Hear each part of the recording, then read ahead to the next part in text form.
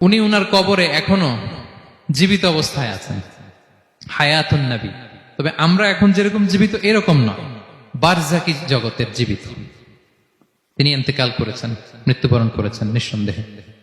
তিনি বারজাকি জগতে চলে গিয়েছেন, কিন্তু সেই জগতে তিনি জীবিত।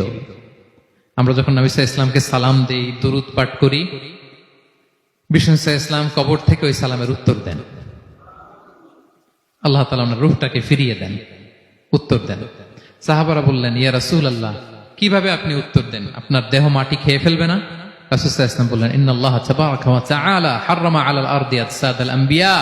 আল্লাহ তাআলা নবীদের দেহকে নষ্ট করা মাটির জন্য হারাম করে দিয়েছেন। কোন মাটি কোন নবীর দেহকে টাচ করতে পারে না, নষ্ট করতে পারে না। নবীরা কবরে জীবিত, সেখানে সালাত আদায় করে, তাদেরকে স্পেশাল রিজিক দেয়া হয়। এটাকেই বলা হয় হায়াতুন নবী। তিনি বারজাকি জগতে জীবিত। বিষ্ণু সাল্লাল্লাহু আলাইহি ওয়াসাল্লাম যখন এই হাদিস বললেন যে সবচাইতে যদি আমাকে কেউ ভালো না বাসে, সে মুমিন নয়, ওমরে ফারুক তো অবাক হয়ে গেলেন। উনি কিছুক্ষণ আগে বলতেছিলেন যে ইয়া রাসূলুল্লাহ, আমি আপনাকে সবচাইতে বেশি ভালোবাসি, তবে ইল্লা নাফসি, আমার নিজের আত্মাটারে আমি এর চেয়ে বেশি ভালোবাসি। সবচেয়ে বেশি ভালোবাসি আমার আত্মাটারে, এরপরে ভালোবাসি আপনাকে। রাসূল সাল্লাল্লাহু আলাইহি ওয়াসাল্লাম বললেন, লা ইয়া ওমর, তোমার ঈমান এখনো পূর্ণ হয়নি। ওমরে ফারুক অবাক হলেন, শকড।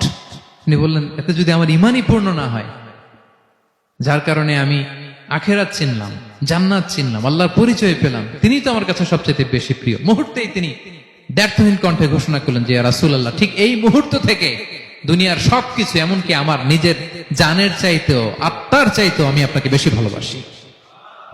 বিশ্বনবী বললেন, সহিহ বুখারীর বর্ণনা, আল আন ইয়া ওমর, ওমর এখন কামুলা ঈমানু, এই মাত্র তোমার ঈমানটা পরিপূর্ণ হয়েছে। এবং আল্লাহর ভালোবাসা যদি আমরা পেতে চাই, আল্লাহ বলেন ফাত্তাবিউনি ইউহিব্বুকুমুল্লাহ। যদি আল্লাহর ভালোবাসা চাও, নবী সাল্লাল্লাহু আলাইহি ওয়াসাল্লামের অনুসরণ করো, এটা অবশ্যই করতেই হবে।